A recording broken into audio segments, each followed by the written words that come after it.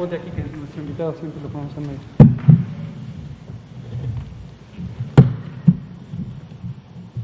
¿Cómo están? Muy buenas noches. Hoy me voy a dejar mi cubrebocas toda la conferencia. Son las 19 horas del jueves 20 de agosto de 2020 y estamos en el Palacio Nacional de México, en la Ciudad de México. Vamos a iniciar la conferencia de prensa diaria sobre COVID-19, la pandemia causada por el virus SARS-CoV-2. Hoy vamos a tener dos componentes de gran importancia. Uno, el tradicional de todos los días, que es el informe técnico, lo presentará el doctor José Luis Salomía. Y el segundo, tenemos a un invitado que nos parece muy especial, estrictamente no es invitado porque es un colega con el que trabajamos ampliamente, que es el doctor Simón Barquera, quien es el director del Centro de Investigación en Salud y Nutrición del Instituto Nacional de Salud Pública. Él es un experto, es doctor en nutrición, epidemiología nutricional, es investigador nacional nivel 3 del Sistema Nacional de Investigadores y su trayectoria ha sido en la identificación de los determinantes de los problemas de salud y nutrición y especialmente en el desarrollo y evaluación de políticas públicas para la prevención de estos problemas. Uno de ellos, de particular importancia y de particular dominio por parte del doctor Barquera, es cómo la información para las personas consumidoras determina mucho la posibilidad de tener opciones saludables o elegir opciones saludables en nuestra alimentación, y ejemplo de ello son los etiquetados de advertencia frontales, que el doctor Barquera les ha dado seguimiento, entre otras muchas actividades de desarrollo y evaluación de políticas públicas. Y hoy nos viene a hablar de un panorama amplio que es precisamente el impacto de las enfermedades crónicas no transmisibles que derivan de la mala nutrición, de las que hemos estado comentando, y hemos destacado que la epidemia de COVID-19 no hizo más que exponerlas en una manera francamente notoria, con una situación muy lamentable que son un determinante fundamental de la mortalidad por COVID. Simón, muy bienvenido. Muchas gracias. Gracias. Le vamos a pedir entonces al doctor Salomía, si es tan amable, de presentar el informe técnico. Escucharemos al doctor Barquera y luego dejaremos algunos minutos, 20 o 15, para preguntas y respuestas. Con mucho gusto, señor subsecretario. Muy buenas tardes a todas y todos. Un saludo especial a todas las personas que nos favorecen con esta hora de sintonía para poder, lógicamente, actualizar cómo está la situación de COVID en México. Estamos en la conferencia vespertina número 174 del día 82 de esta nueva normalidad. Vamos a actualizar el escenario nacional, que es la siguiente diapositiva. Al corte de hoy, 1.226.117 las personas que han sido clasificadas como casos sospechosos. De estas ya el 49% han tenido un resultado negativo, están graficadas en las barras de color morado, y como pueden ver el porcentaje de positividad para la semana 32 es del 45% y la carga acumulada de casos confirmados de personas que han dado positivo al virus SARS-CoV-2 para el día de hoy es de 543.806. Dentro de este grupo también se encuentran lamentablemente 59.106 personas que han fallecido y que tienen un resultado confirmatorio positivo para virus SARS-CoV-2, por lo tanto se da como la causa de la defunción a COVID-19. Veamos la siguiente diapositiva. Aquí tenemos nuestras curvas estimadas. La primera, que es la azul claro, que está hasta arriba, son la de casos estimados, en donde estamos también agregando los que aún tienen un resultado sospechoso, los multiplicamos por ese porcentaje de positividad conocido en cada semana, los sumamos a los casos confirmados y estamos obteniendo entonces esta curva. Continuamos con 3 semanas consecutivas de descenso, siendo el descenso de la última semana graficada, que es entre la 31 y la 32, aún de menos 14%. el porcentaje de personas que ha iniciado a nivel nacional con signos y síntomas en los últimos 14 días, por lo tanto representan a la epidemia activa, sigue siendo del 7%, que es también una proporción que hemos visto disminuir en las últimas semanas. Veamos la ocupación hospitalaria. Aquí tenemos las camas generales, 38% a nivel nacional, eso es un punto porcentual menos que el que teníamos el día de ayer, todas tienen al menos 34% de disponibilidad de sus camas y la gran mayoría, que son 28 entidades federativas, tienen más de la mitad de sus camas disponibles para pacientes graves que requieran este tipo de atención. En la siguiente diapositiva podemos ver específicamente las camas con ventilador para los pacientes más críticos. No hubo cambios en relación a la proporción nacional, es igual que la de ayer, 33%. Todas las entidades tienen al menos 44% de sus camas disponibles para este tipo de pacientes y el 30% de las entidades tienen más de la mitad de este tipo de camas disponibles y que estarían lógicamente listas para poder recibir a este tipo de pacientes. Veamos la siguiente diapositiva, es una diapositiva nueva, pero que está basada también en la misma red IRAG, de la cual sacamos la información para las dos diapositivas que acabamos de ver de ocupación de camas, y aquí lo que estamos representando es precisamente esta ocupación por día, ¿sí? Pero en número total de personas que están hospitalizadas. La línea con círculos superior, que es la de color amarillo, representa el total de las personas que en un día se encontraban hospitalizadas y que eran casos sospechosos de COVID. O sea, aquí tenemos tanto los confirmados como los aún sospechosos, por eso se llama IRAG, infección respiratoria aguda grave, y es precisamente el síndrome grave de COVID-19. En rojo están los hospitalizados que no se encuentran en una unidad de cuidados intensivos, y los que están en la línea de color turquesa, azul en la parte baja, son las personas que están ingresadas en una unidad de cuidados intensivos. Pero lo que podemos ver, que sería la sumatoria de todas las personas que están en su momento o estuvieron en su momento hospitalizadas, podemos ver también cómo se evidencia la tendencia que estamos viendo de la otra fuente de información, que es el CISBER, que es donde notifican todos los casos desde que son sospechosos y hasta que se confirman. Aquí también con fuente en la red IRAG, que es este sistema que monitorea la ocupación hospitalaria, vemos cómo también en las últimas 3 semanas tenemos una tendencia descendente en la cantidad de personas que están hospitalizadas.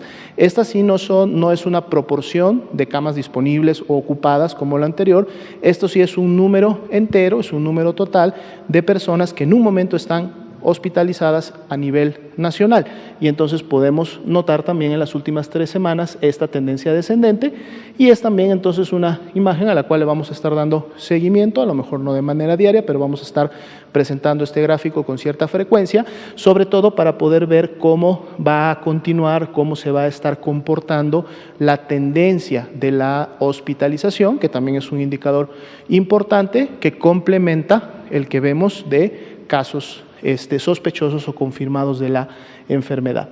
Tenemos el día de hoy una última diapositiva, que es la siguiente. Esta es una diapositiva que queremos mostrar, de hecho es en coordinación y a petición del Estado de Jalisco, en el sentido que del día de ayer al día de hoy, es decir, en el corte de las últimas 24 horas, hubo un incremento de 407 casos para el Estado de Jalisco. Pero lo que ellos están observando y nos piden que lo comuniquemos a la opinión pública y sobre todo, lógicamente, a las personas que viven en Jalisco, que como pueden ver, estos casos que en su momento ingresaron al sistema de monitoreo y de referencia de Jalisco son o están distribuidos en diferentes semanas, es decir, no son casos nuevos, no representan que esté habiendo un incremento o que la tendencia de personas que están enfermando en esta entidad esté incrementándose en la última semana. De hecho, podemos ver que en la semana 34 es solamente alrededor de 95 casos. De hecho, la mayoría de ellos estaban ya en la semana 33 y algunos de ellos, muchos distribuidos entre la 32 y hasta la 27.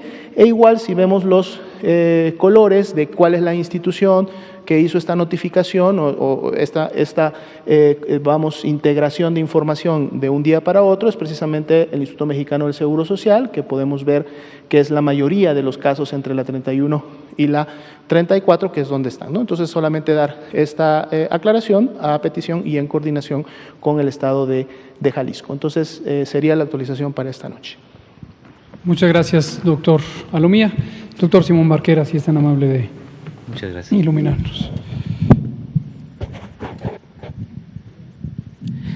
Buenas tardes, gracias doctor Hugo López-Gatell, doctor José Luis Alomía y medios de comunicación y personas que nos siguen desde sus casas. Me da mucho gusto el día de hoy tener la oportunidad de mostrarles una perspectiva de lo que consideramos desde la óptica del Instituto Nacional de Salud Pública, que puede ser la manera ideal de integrar una política pública de prevención de obesidad. Y esto lo hacemos basados en una publicación que trabajamos junto con la UNAM y la Academia Nacional de Medicina y que ha sido uno de los sustratos con los que el GISAMAC, el Grupo Intersectorial para la Salud Alimentaria, el Medio Ambiente y la Competitividad, ha estado discutiendo estos problemas que son sumamente importantes. La siguiente, por favor. Quiero comenzar por hablar de la dieta tradicional mexicana. Nos han querido convencer en mucho que la causa de muchas de nuestras enfermedades crónicas es la dieta mexicana. Y la dieta mexicana es una dieta que es sostenible, saludable, accesible, asequible y también es deliciosa, es reconocida en el mundo como una de las dietas más sabrosas. Entonces, todo lo contrario, yo les aseguro que entre más consumamos este tipo de productos, no solo vamos a tener mayor salud nosotros, sino también va a ser mejor para el medio ambiente, porque estos productos no vienen envueltos en plásticos, ni generan botellas, ni esa carga tan grave al ambiente que generan el consumir alimentos ultraprocesados y comida chatarra que afecta mucho y es un problema ambiental a nivel mundial. Entonces, ese es un primer punto que quería hacer. La siguiente, por favor. La segunda cosa que quería plantearles es cómo llegamos a esta epidemia. A esta epidemia llegamos debido a una transición epidemiológica que empezó a ocurrir a través de los años, desde los 80s, después los 90s y los años 2000, y fue por cambios en el sistema alimentario, el comercio, también por falta de regulación para evitar prácticas comerciales muy agresivas cuando se empezaron a gestar estos cambios. De los 80s a los 90s, vemos en la gráfica de azul que aumentó casi 40% el consumo de bebidas azucaradas, aumentó también mucho el consumo de postres, dulces y salados, al mismo tiempo que se redujo alrededor de 30% el consumo de frutas y verduras. Esto es algo muy grave porque ahora sabemos que las bebidas azucaradas y las bebidas calóricas tienen un efecto de daños a la salud muy importante. Y este cambio se dio además con prácticamente una tendencia paralela en el aumento de mortalidad por diabetes en México. Más o menos por 1980 había menos de 20,000 muertes al año por diabetes. Después de 20 años, al año 2000, ya eran 50,000 las muertes por diabetes cada año. En la actualidad son 100,000 muertes por diabetes cada año. Es decir, en 10 años habrán habido 1 millón de muertes al menos por diabetes, y eso es lo que hace que esta sea una de las epidemias más grandes, no solo en México, sino en el mundo, y que sea de gran preocupación y se haya declarado una alerta epidemiológica por esta razón. Solo por el consumo de bebidas azucaradas mueren más de 40,000 personas todos los años en México. Y eso se ha estudiado y se ha publicado por un grupo internacional de investigadores en una de las mejores revistas del mundo. Entonces son datos realmente que nos deben de hacer pensar en la seriedad de este problema. Además de esto, la siguiente por favor, tenemos el problema de que estas enfermedades tienen una interacción con la pandemia del COVID.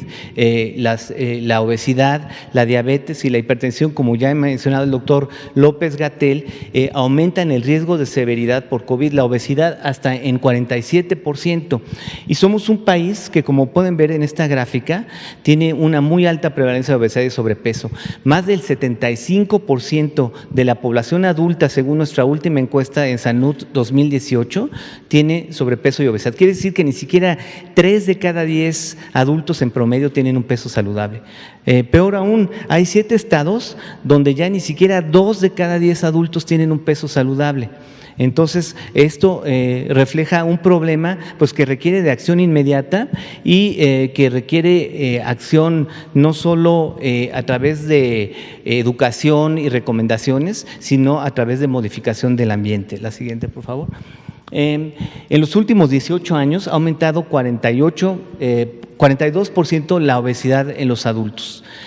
Pero hay una forma de obesidad que se conoce como obesidad mórbida, esa obesidad muy importante que se alcanza a ver en países desarrollados, no tanto aquí, ya se empieza a ver más. En los últimos 18 años ha aumentado 96% y el sobrepeso y obesidad en escolares en este periodo aumentó 87%. No ha habido política en el mundo que haya logrado revertir estas condiciones de epidemia, y en México tampoco. Todos esos esfuerzos de educación, come frutas y verduras y toma agua, no han funcionado. ¿Por qué no han funcionado? La siguiente, por favor. Porque eso es ver solo el problema individual, los efectos en salud y nutrición, cuánto como y cuánto gasto. Y realmente una buena nutrición depende de otros factores que son lo que se conoce como el ambiente alimentario. La adquisición y consumo de alimentos está determinada por sus precios, por su sabor, por la cultura, pero también por la educación, por las campañas, por la publicidad, por las estrategias de marketing, por los impuestos, y todas estas medidas tienen efectos muy profundos en lo que las personas consumen, y interviniendo en ellas es que es posible entonces tener una mejor alimentación. Este sistema alimentario, además, este ambiente alimentario, está también en mucho determinado por el sistema alimentario, que es uno de los grandes temas del GISAMAC. La siguiente, por favor. Entonces, un Estado lo que tiene como responsabilidad es hacer que el entorno, el ambiente alimentario, sea más amigable con la salud, que no sea un entorno obesogénico. Aquí pueden ver en la imagen de arriba cómo la pendiente está muy elevada por falta de políticas, leyes, reglamentos, impuestos, incentivos y subsidios, y eso hace que para el individuo sea muy difícil tener un peso saludable. En la gráfica de abajo vemos lo contrario. En un entorno donde hay disponibilidad de agua, incentivos, campañas para comer alimentos saludables y también impuestos y reglamentos para la comida chatarra, es muy fácil para el individuo entonces sí tener un estilo de vida saludable. La siguiente, por favor. Y entonces el espíritu de las responsabilidades del gobierno es proteger estos derechos al bienestar. Estos derechos al bienestar pues es el conjunto de derechos humanos, como el derecho a la salud, a la alimentación, a los ambientes saludables, los derechos de la infancia, incluso de la cultura, y todos estos derechos lo que permiten es que tengamos una mayor bienestar, mayor desarrollo económico, mayor equidad y también una salud y bienestar, y eso es muy importante. La siguiente, por favor. Entonces, ¿cómo hacemos? ¿Cuáles son los elementos para una política de prevención de obesidad y de ambiente alimentario? Bueno, generalmente cuando se habla de una estrategia, enseguida la critican y dicen, eso no va a arreglar el problema, o dicen, con eso no basta, o dicen, se requiere de una estrategia integral. Yo lo que les quiero decir es que en años de investigación alrededor del mundo, lo que se ha demostrado es que cuando se sale con una intervención con 20 estrategias, generalmente no funciona. Lo que tienen que hacer los estados es identificar estrategias que tienen evidencia, que son apoyadas socialmente, donde hay recursos, capacidad técnica, voluntad política y otros factores, irlas incorporando dentro de la política, y eso es lo que se pretende hacer en el GISAMAC. La siguiente, por favor. Ustedes han oído en las semanas anteriores cómo se discutió la importancia de la lactancia materna exclusiva en los primeros 6 meses de edad. Ese es uno de los grandes retos en el país y es algo de lo que se tiene que fomentar para garantizar mayor salud en los niños. Es importante quitarle la presión a las madres, esa inseguridad que les causa la publicidad de las fórmulas para los niños sobre su capacidad de alimentar a los bebés en los primeros 6 meses. La siguiente, por favor. Otra de las políticas muy importantes son los entornos escolares. Ahí ya se ha anunciado que va a haber una nueva asignatura que se llama Vida Saludable por el secretario de Educación Pública, Y en esta se trabajó junto con la Secretaría de Salud y junto con muchos expertos nacionales para tener contenidos durante todo el ciclo escolar que permitan informarles, ya no como antes, toma agua, come frutas y verduras, haz ejercicio, porque ya sabemos que eso no funciona. Ahora se les va a decir, toma agua pero no tomes refresco porque el refresco causa diabetes. Toma agua, pero no comas comida chatarra, porque la comida chatarra causa enfermedades cardiovasculares, y se les va a explicar cómo, y eso es muy importante. Y también los entornos no van a estar rodeados de comida chatarra cuando salgan al recreo, y también se va a buscar que alrededor de las escuelas no haya un ambiente lleno de publicidad y de disponibilidad de estos alimentos. La siguiente, por favor. La publicidad de comida chatarra ha sido identificada por la UNICEF como uno de esos aspectos poco éticos y un problema porque determina las preferencias de niños desde etapas muy tempranas y además los destina el resto de su vida a comer mal y entonces a ser susceptibles a enfermedades, porque esas preferencias formadas en la infancia por alimentos hiperpalatables no cambian a través del tiempo, más bien se consolidan. Entonces es muy importante tener un reglamento bueno de publicidad para proteger a nuestros niños de alimentos que sabemos que hacen daño. La siguiente, por favor. Una de las estrategias por las que nos sentimos más orgullosos en México a nivel de la academia y que ha sido reconocida en todo el mundo y es posiblemente uno de los mejores sistemas de etiquetado frontal del mundo es el que tenemos ahorita. Es un etiquetado frontal de advertencia que advierte sobre el sodio, azúcares y también sobre grasa y exceso de calorías. Y además tiene unos sellos chiquitos que dicen 1, 2, 3 y 4, para que la microchatarra también podamos saber cuántos sellos le corresponderían. Y tiene una leyenda de contiene cafeína, evitar en niños, o contiene edulcorantes no calóricos, evitar en niños. Y esta estrategia le va a ahorrar al país, según estimaciones ya publicadas también en una revista de alto nivel, más de 39,000 millones de pesos en 5 años de gastos en salud. Entonces, bueno, a veces dicen, es que esta estrategia va a ocasionar pérdidas económicas. Es falso. Realmente lo que va a ocasionar es un ahorro importante en salud y bienestar al país, la siguiente, permitiendo a la población tomar mejores decisiones de una manera muy sencilla. Ahora cuando la gente llegue al supermercado va a poder ver una serie de productos y sin tener una lupa, una calculadora, un grado en nutrición o en ingeniería, va a poder decir este producto es el que no tiene ingredientes críticos que me hacen daño, entonces lo va a preferir.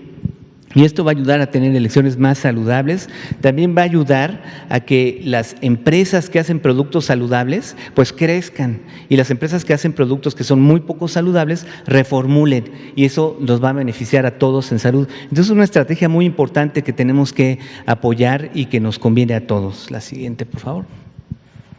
Y finalmente, otra de las estrategias que está con mucho interés a nivel internacional son los puntos de venta. En la promoción que se hace en puntos de venta de alimentos malsanos y comida chatarra a niños. Ese es un problema que todos vemos cuando vamos al supermercado, está lleno de comida chatarra a esa altura que nosotros ni la vemos y de repente los niños ya están haciendo un berrinche, ¿no? Y eso es algo que condiciona el consumo y que se tiene que evitar. En el Reino Unido ya están haciendo una política que va a impedir que los niños puedan adquirir esos productos, y también en Oaxaca y otros estados se está planteando.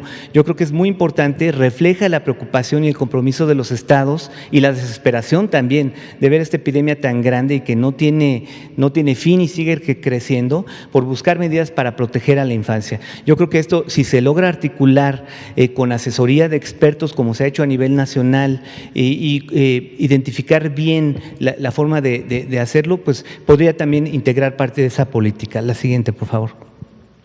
En conclusión, hemos identificado en GISAMAC una serie de estrategias que están en curso, sumamente importantes, basadas en evidencia, que pueden permitir mejorar el sistema alimentario, el ambiente alimentario y reducir la obesidad y las enfermedades por mala nutrición.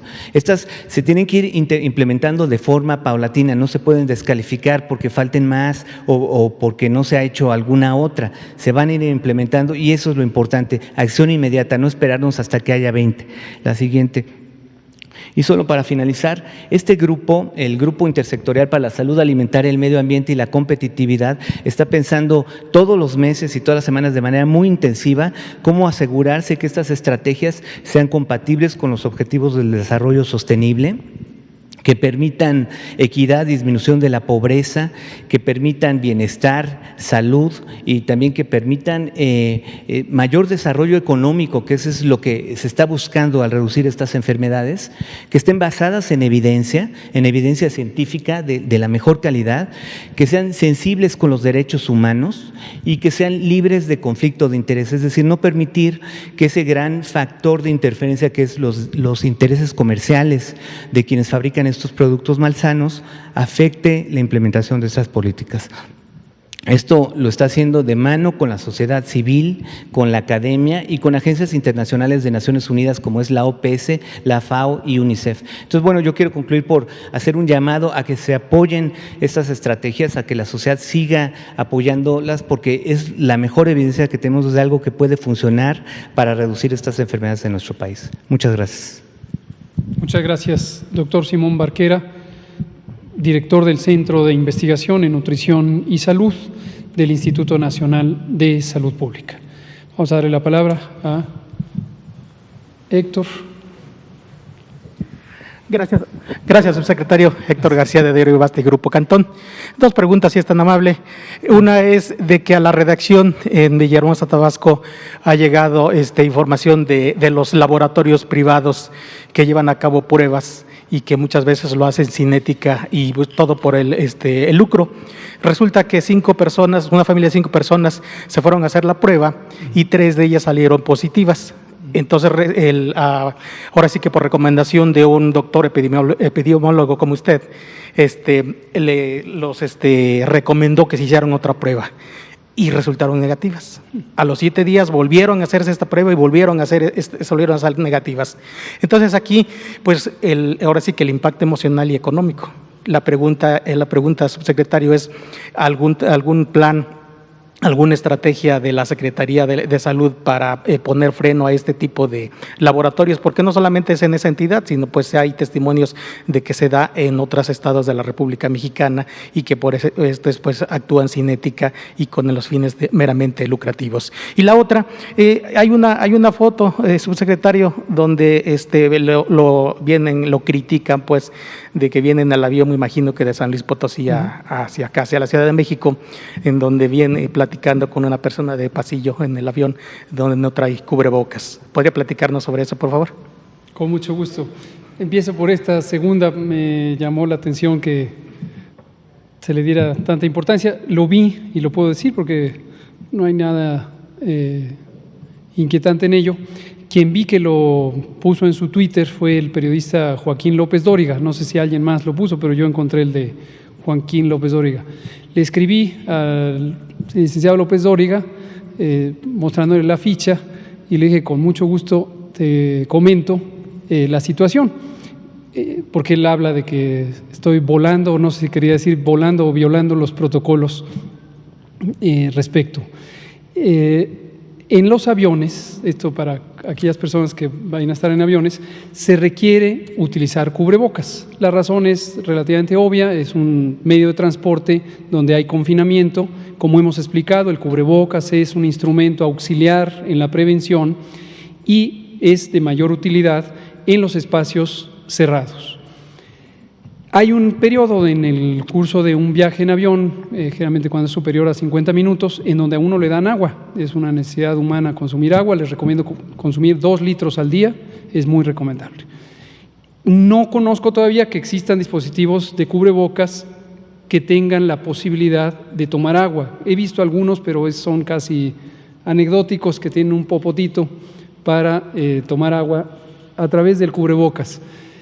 Yo no tenía uno de esos, traía mi cubrebocas verde que utilicé en San Luis Potosí durante el vuelo y me lo quité en el momento de tomar agua. Desde luego, lo que yo haya hecho o dejado de hacer es irrelevante. Estamos en una pandemia y creo que nuestra atención debe estar en el manejo de la pandemia, no en lo que hace una persona, aunque esté involucrada en el manejo de la pandemia. Hubo una respuesta muy positiva del licenciado López Dóriga, tenemos una buena relación. Me contestó enseguida, mañana me va a entrevistar en radio y con mucho gusto creo que va a ser útil para dar a conocer cómo va la pandemia y qué otros elementos en este momento son importantes de atender. Sobre el laboratorio, Esto se relaciona con otros temas que ahora son de interés, por ejemplo, el cambio de adscripción de COFEPRIS al interior de la Secretaría de Salud, sigue siendo parte de la Secretaría de Salud, donde ha sido parte siempre, a diferencia de lo que algunos comunicados he visto que han puesto, que la ven como una institución independiente de la Secretaría de Salud. Nunca ha sido así, es un órgano administrativo desconcentrado, no descentralizado, que es parte de la Secretaría de Salud. Pero lo relaciono con COFEPRIS porque existe un vacío importante en la regulación de los laboratorios de diagnóstico. Esto tiene que ver en parte con insuficiencias que siempre han existido en la reglamentación correspondiente y en quién tiene atribuciones específicas para establecer los parámetros de calidad de los laboratorios de diagnóstico clínico, no solamente respecto a COVID, que entendí que eran pruebas de COVID, sino las biometrías hemáticas, las químicas sanguíneas, etcétera. Hay vacíos en esa reglamentación. Por parte de la Secretaría de Salud, desde luego COFEPRIS, a través de la Comisión de Autorización Sanitaria, es competente para establecer la reglamentación o aceptar más bien que una entidad generadora de diagnóstico, un laboratorio privado, cumple o no con la normatividad sobre el funcionamiento del establecimiento, pero no tiene atribuciones específicas para evaluar la calidad del proceso o del producto del diagnóstico. Por su parte, el INDRE, el Laboratorio Nacional de Referencia, tiene competencias para regular la calidad del diagnóstico, pero solamente en la Red Nacional de Laboratorios de Salud Pública, que es la parte pública. Y hay un vacío.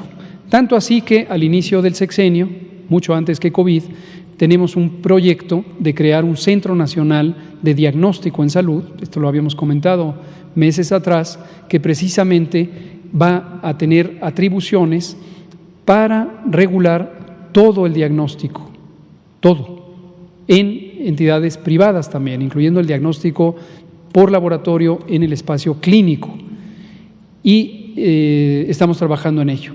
Lo que nos ilustra la anécdota que amablemente nos relata es cómo puede existir errores diagnósticos o variabilidad diagnóstica en descargo de este laboratorio, y para no prejuiciar sobre un acontecimiento que necesitaríamos mayor documentación, también puede existir que ocurran resultados falsos positivos o falsos negativos. Hay limitaciones en toda prueba diagnóstica. Entonces también puede ocurrir, no necesariamente este caso concreto que nos relata es una omisión o es una falta de calidad. Sobre qué hacer al respecto, desde que empezó la preparación para la epidemia de COVID, estamos hablando de la segunda quincena de enero, el Gobierno de México identificó como muy necesario que los proveedores privados de capacidades de diagnóstico, los laboratorios privados, fueran parte de la respuesta desde el inicio, desde enero, antes de tener el primer caso. Y estuvimos trabajando a través del INDRE, que dirige el doctor Alomía, aquí presente, para hacer un proceso de reconocimiento comparativo de la calidad diagnóstica. Y abrimos una llamada pública a través de las redes o las asociaciones de diagnóstico por laboratorio, de laboratorios privados, y un número importante de laboratorios, ahorita le pediría al doctor Alomía si nos especifica cuántos, estuvieron trabajando con el INDRE para establecer las reglas de procedimiento al respecto y tuvieron el reconocimiento de la competencia. Doctor Alomía, si nos puede comentar.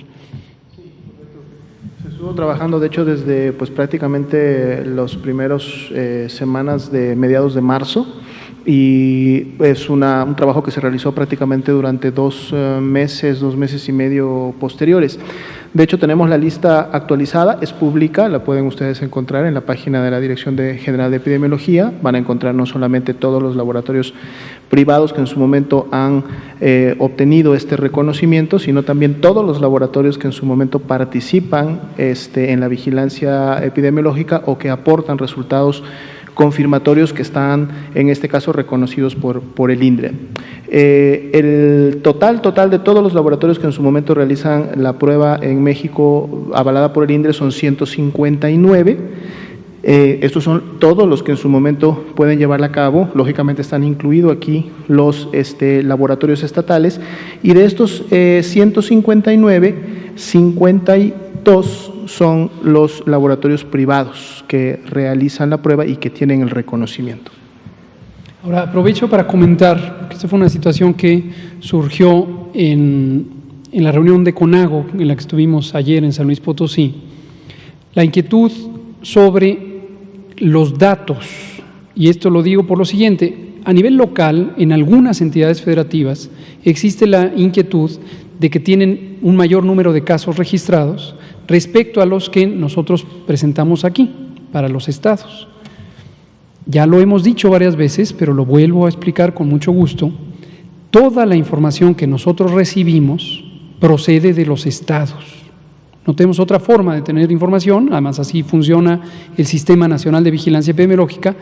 Las entidades federativas son quienes producen la información y están obligadas, no es opcional, están obligadas a incorporarla a las plataformas correspondientes. Cuando el Estado tiene un mayor número de casos, no es porque nosotros censuremos aquí información que nos fue provista. Resulta que en algunos estados han utilizado servicios privados de diagnóstico por laboratorio para documentar casos. O hay gente que sencillamente está acostumbrada a utilizar servicios privados, va a un laboratorio privado, como es la anécdota que estábamos escuchando de Tabasco, se hace la prueba. No debe sorprenderles que esos datos no estén incorporados, y la razón es la que acaba de explicar el doctor Alomía. Si los laboratorios no han pasado por un proceso de reconocimiento de calidad, entonces no podemos tener ninguna garantía de que están haciendo un procedimiento correcto. No decimos a priori que no sea adecuado, podría ser, pero invitamos en su momento a que se hiciera ese reconocimiento de la calidad. Desde luego, si se usa para fines individuales de conocer el diagnóstico, no tenemos ningún inconveniente. Muchas gracias. Demián. Gracias, doctor López-Gatell. Tengo dos preguntas, una en particular para el doctor Simón Barquera. El tópico que usted toca es un tópico que me interesa mucho en particular. Yo provengo de Sonora, me llamo Demián Duarte, Pasión por los Negocios, Política de Rock and Roll Radio, Lobos FM. Sonora, como usted debe saber, es uno de los estados con mayores problemas de obesidad.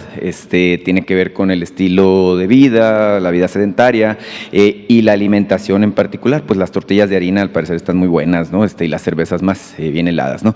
El asunto es que se dificulta mucho en Sonora la educación para que la gente coma. La gente no sabe propiamente dicho cómo llevar una alimentación balanceada. Es bien difícil para las personas mayores entender bueno, en qué consiste una dieta sana. La soda también, como nosotros le decimos a los refrescos, es un factor muy determinante, muy presente. Entonces a mí me gustaría que nos orientara un poco respecto a qué es lo que se tiene que hacer en Sonora en particular con esta situación que tenemos años conviviendo con ella, de gente realmente con muchos problemas de obesidad, con gente que tiene muy presente enfermedades crónico-degenerativas relacionadas a esto. Si me hace favor de hacer el comentario, por favor. Sí, bueno, como usted menciona, es un problema complejo, o sea que no tiene una receta fácil. Sin lugar a dudas, la educación es muy importante y los esfuerzos que se están haciendo para mejorar la calidad de la educación en salud en el ambiente escolar son muy importantes. Y yo creo que uno de los principales mensajes y algo que hemos aprendido a través de muchos años es que las dietas entre más básicas, frescas y con alimentos reales sean, mayor salud aseguran. Hay aspectos muy sencillos que uno no ve. Por ejemplo, tomar poquito más de una latita de refresco. O sea, tomar menos de una lata de refresco, un vasitito de refresco todos los días. Y si esas calorías son en exceso a la dieta y se convierten en grasa, pues en un año pueden ser 4 kilos. Solo con un vasito de refresco que tomemos al día puede ser 4 kilos. Sí, el vasito es chiquito.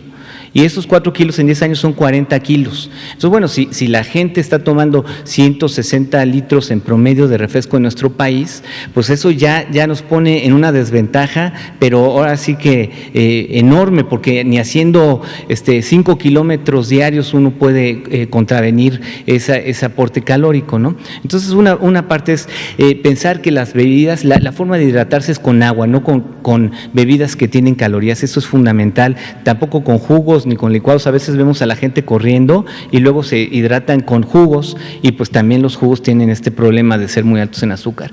Y evitar los alimentos ultraprocesados que son altos en azúcar, grasa y sal es muy importante. Antes era imposible saber cuáles eran porque pues no se entendían las etiquetas. Ahorita ya va a tener una herramienta poderosa, educativa, la población para tomar decisiones más saludables, que va a ayudar sin duda, y se está trabajando en las demás estrategias que pues tienen que irse implementando paulatinamente. Para usted, doctor López-Gatell, en particular, el secretario de Salud de mi estado, el contador Enrique Clausen, ha manifestado, e incluso públicamente a nivel de comunicados, etcétera, que en Sonora ya tenemos reinfecciones, ¿sí? Yo le quería preguntar a usted en particular si eso existe, si es posible, si está comprobado científicamente que se puede dar la reinfección. Y el martes pasado me hacían favor el doctor Cortés y el doctor Alomía de hablar un poco de la actitud que tenemos que tener ahora los ciudadanos, ahora que estamos reincorporándonos a la vida más o menos normal. Ellos me decían, bueno, que es importante volver a vivir con los cuidados del caso. Preguntarle a usted si nos puede también ofrecer su comentario al respecto de cómo nos vamos reincorporando a las actividades cotidianas. Con mucho gusto, gracias. Sobre la reinfección, esto, qué bueno que lo pregunta porque nos permite actualizar algo que continuamente está sujeto a observación, a investigación en el mundo entero, y es lo siguiente: aún no se sabe en el mundo entero, con base en evidencia científica, cuánto va a durar la inmunidad contra el virus SARS-CoV-2 causante de COVID. La inmunidad, para que todo el mundo esté familiarizado con ello, es la capacidad primariamente biológica de no reinfectarse o no tener de que no nos afecte el virus y no nos cause una infección. Esta inmunidad podría ser de corta duración, pocas semanas, podría ser de mediana duración, algunos meses, podría ser de larga duración, algunos años, o podría ser de por vida. Pero no se sabe. Hoy es 20 de agosto del 2020 y hoy no hay una conclusión respecto a la duración de inmunidad. Esto es importante porque en la medida en que la inmunidad pudiera ser permanente o prolongada, tendríamos una mejor posibilidad de que la epidemia en el mundo entero disminuyera hasta acabarse. Pero insisto, desafortunadamente todavía no lo sabemos.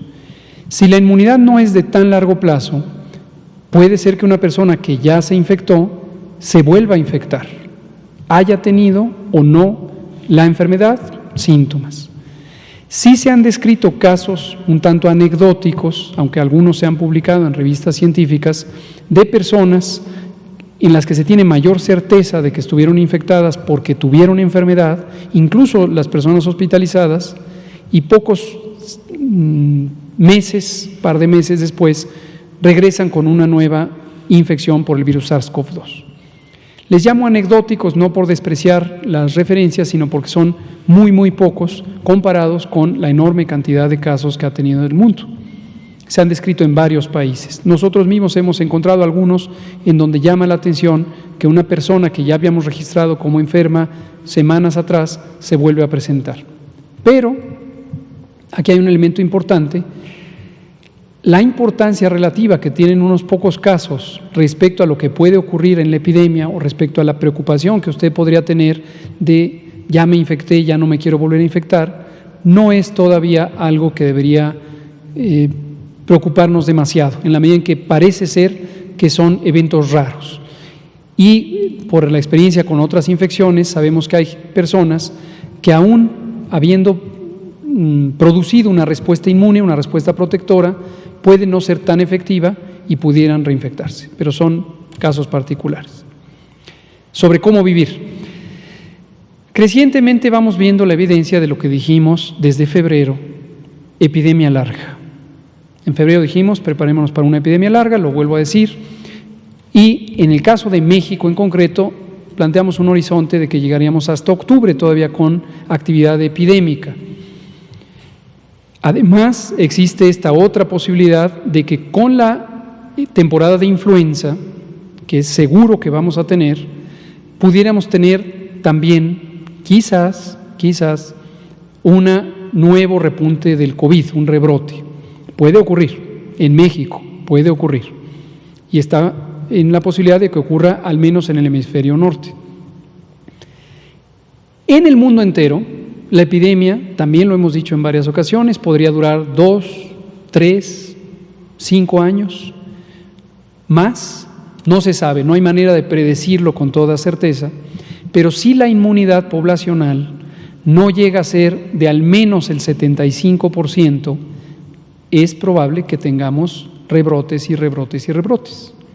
Una esperanza es que con la vacuna, cuando haya vacunas, todavía no hay vacunas, pero cuando las haya, éstas sean suficientemente eficaces, que al utilizarlas en la población sean suficientemente efectivas y podamos tener inmunidad prolongada para que se agoten las epidemias en el mundo en general. Si vamos a pasar a un estado en donde tenemos que convivir irremediablemente con otro agente biológico, como es el virus SARS-CoV-2, tenemos que hacer cambios en nuestro modo de vivir. Hasta el momento son los cambios que hemos relatado como útiles para la prevención en este momento, desde toda la epidemia: el mantener la sana distancia, a 2 metros de cada quien, procurar no salir a menos que sea indispensable, lavarnos las manos continuamente, con agua y jabón preferentemente, si no con una solución alcoholada desinfectante, usar el cubrebocas, auxiliar de la prevención, particularmente en espacios cerrados, y si tenemos síntomas, quedarnos en casa. Entonces, estos cambios no son de un mes, no son de un día, estos cambios hay que mantenerlos por mucho tiempo. Porque mucha gente ya está saliendo, pues, a cenar, a pasear, a la playa, qué sé yo, ¿no? A tratar de quizás reincorporarse a sus actividades. Y hay dos posiciones, ¿no? Una de intolerancia, incluso de molestia, y otra de, bueno, pues déjalos vivir, ¿no? Déjalos reincorporarse a su vida.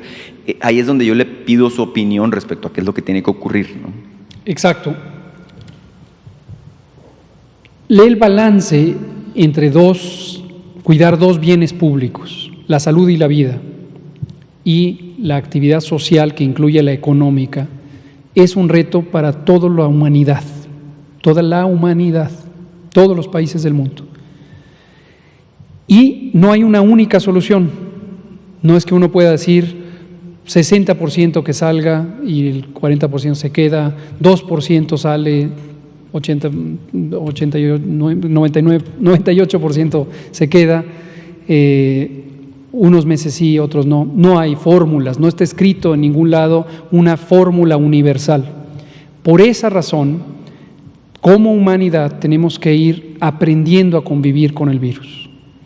En cada territorio, en cada país soberano, al interior de los países, en cada unidad territorial, en nuestro caso, estados libres y soberanos, tenemos que ir adecuando a la realidad socioeconómica y a la situación epidemiológica. Las actitudes de intolerancia, sobre todo de culpar al otro, esta perspectiva de tú no estás usando tu cubrebocas, tú saliste cuando no era necesario, ayudan muy poco, exacerban el ánimo público, nos fragmentan, nos vuelven poco solidarias y solidarios. Por eso hemos dicho desde la epidemia, desde que la epidemia empezó, qué lástima que un segmento de la sociedad, una pequeña burbuja, vive un poco en su propio mundo, en su propia realidad, y no identifica, por ejemplo, que la mitad de la población mexicana vive al día, que su ingreso diario depende de salir a vender un bien o un servicio, y que por lo tanto las motivaciones para salir son distintas a quien tiene capacidad de ahorro, quien vive cómodamente, quien está en una nómina fija y ha seguido recibiendo su salario. Y llama la atención cómo ese segmento es el que más animoso está cuando las personas salen a la vía pública. Hay que ir incorporando una visión más generosa y más visionaria, con un sentido de nación, no solamente de beneficios individuales. Muchas gracias. Liliana Noble, Pulso Saludable. Luego nos vamos con Alejandro Alemán, pero acá está Arturo y luego allá. Buenas noches, Liliana Noble de Pulso Saludable. Tengo dos preguntas y me gustaría que, si se quiere superar el doctor, a lo mía también, pero me gustaría que me dieran su opinión.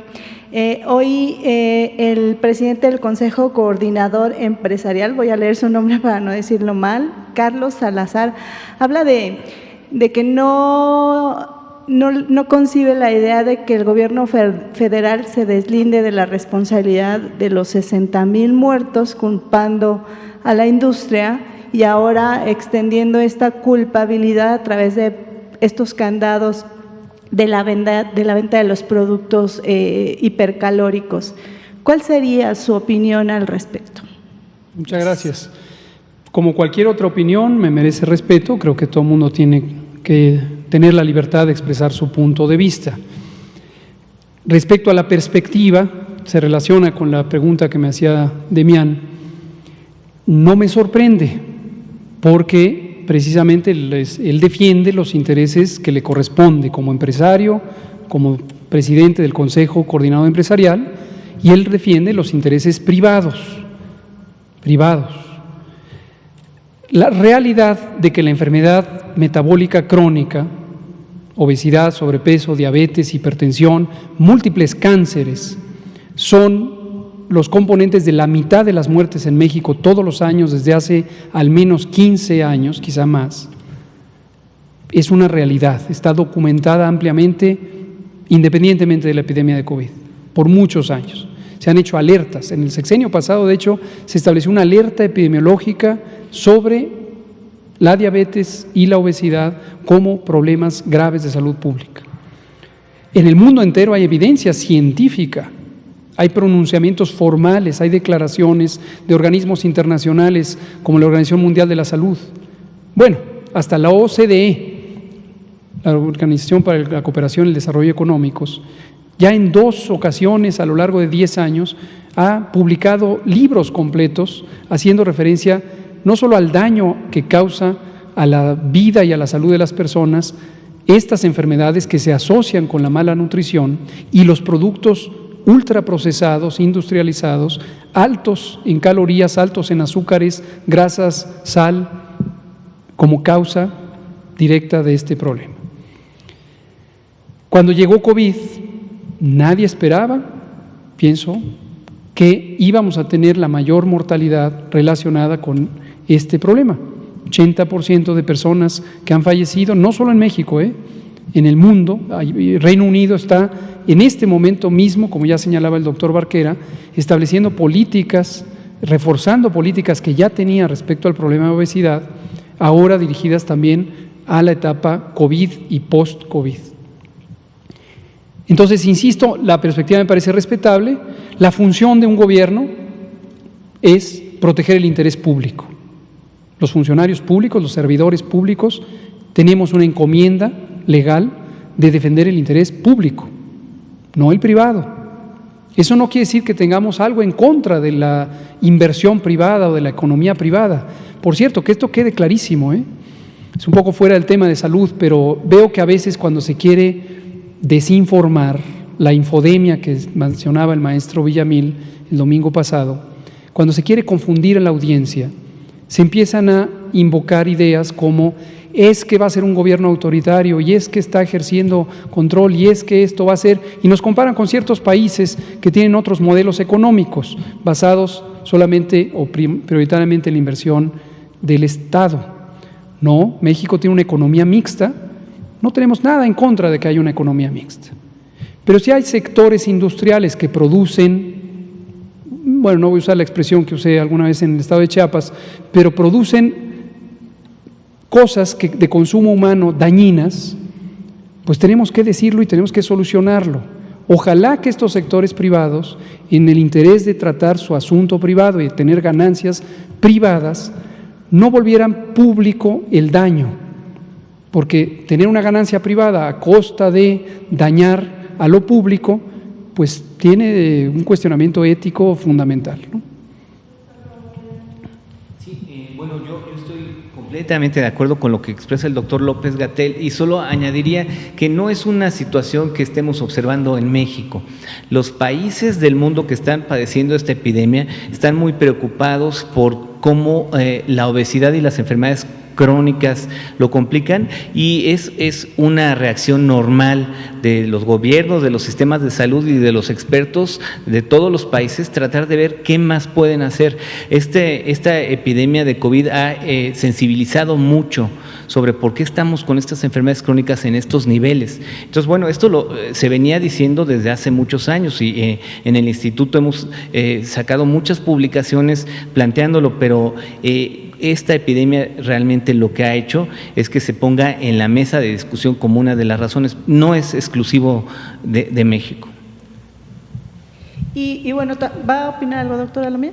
Perdón. Solamente podría opinar que me sumo completamente a los dos comentarios previamente vertidos, tanto el doctor Barquera como el doctor López-Gatell, y solamente agregaría que no es un tema de asignar culpas.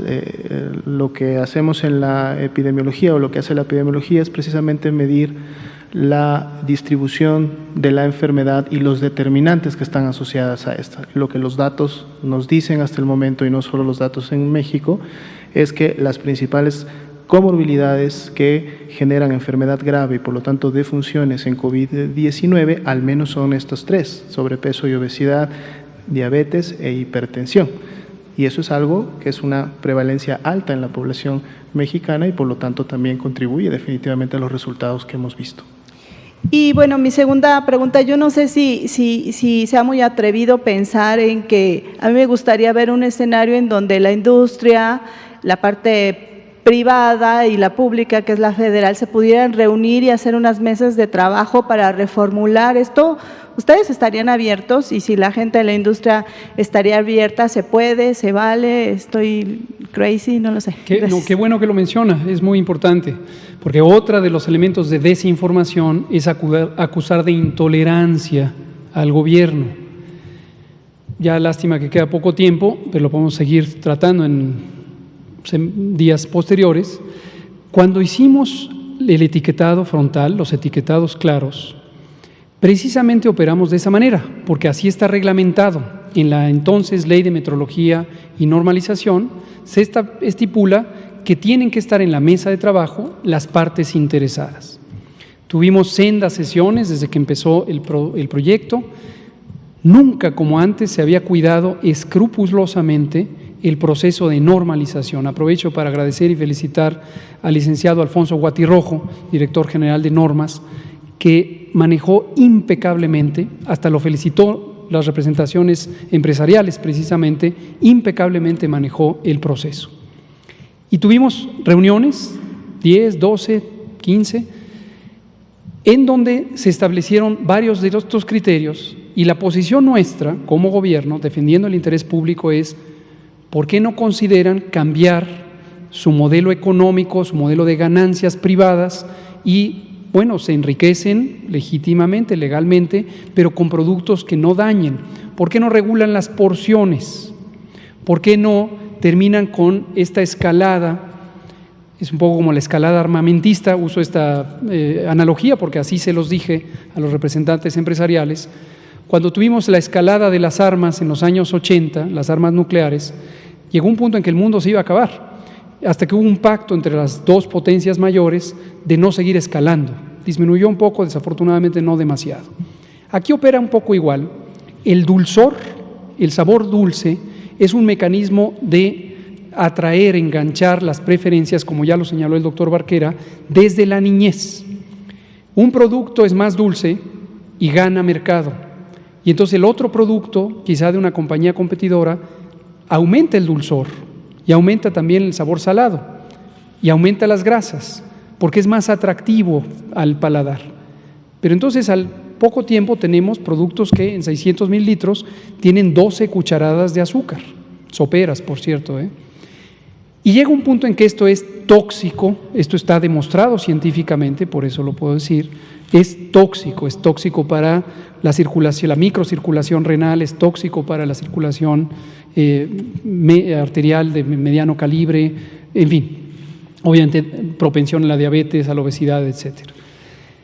Y lo que les propusimos, regresando al tema del diálogo, es ¿por qué no ustedes mismos se autorregulan y empiezan a descender, hacen un pacto entre empresarias y empresarios, incluyan a las corporaciones internacionales y empiezan a descender? Y tenemos un país, incluso se los dijimos, podría ser México el ejemplo, primer país que logra un pacto de las empresas para reducir porciones y reducir concentraciones de estos productos. No causó entusiasmo, vamos a llamarle, pero diálogo hubo. Ahora, lo que sí, y con esto termino, y también el doctor Barquera es un experto en la materia, lo vamos a volver a invitar al doctor Barquera. La autorregulación como modelo, esta idea de dejemos que los empresarios mismos se autorregulen, ya se ha probado que no sirve, lo acaba de decir el doctor Barquera. Desde hace 2 sexenios, o durante 2 sexenios, se estableció un lineamiento de salud escolar, salud alimentaria escolar, que implicaba que los empresarios se autorregularan y dejaran de invadir el espacio escolar con productos no saludables. Y tenemos el resultado que tenemos. Se siguen vendiendo estos productos, incrementó, y en el momento en que esto falló, la postura de los empresarios, lo puedo citar porque así nos lo dijeron en las reuniones de trabajo, es que el gobierno no nos reguló. Bueno, entonces, ¿queremos autorregulación o no? Entonces, esa es la postura, diálogo ha habido, hubo otras mesas que en este momento no me voy a referir a ellas, un poco periféricas al proceso de normalización, y lo que decimos es, cuando hay compromiso, cuando hay deseo, cuando hay una visión, insisto, de Estado, no de gobierno, de Estado, eso involucra a la población, pues se toman decisiones como las que hay que tomar. Aquí terminamos, ya no dio tiempo de otras, pero mañana sí. Muchas gracias, doctor Simón Barquera y doctora Lomía. Son las 20:01, nos vemos mañana. Gracias.